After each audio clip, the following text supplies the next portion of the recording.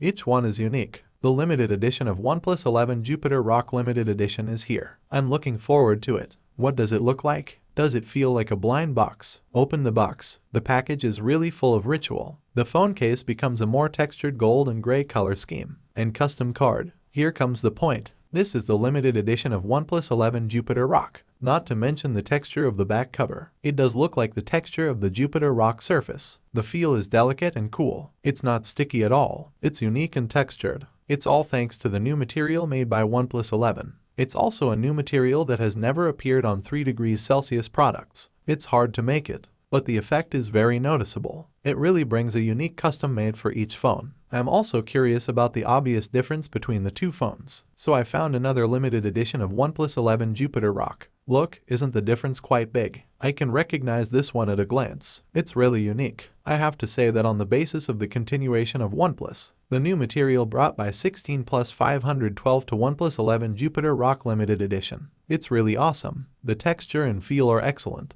Each one has a special custom look. If you like it, you can take a look. But I'm worried that you can't grab it now.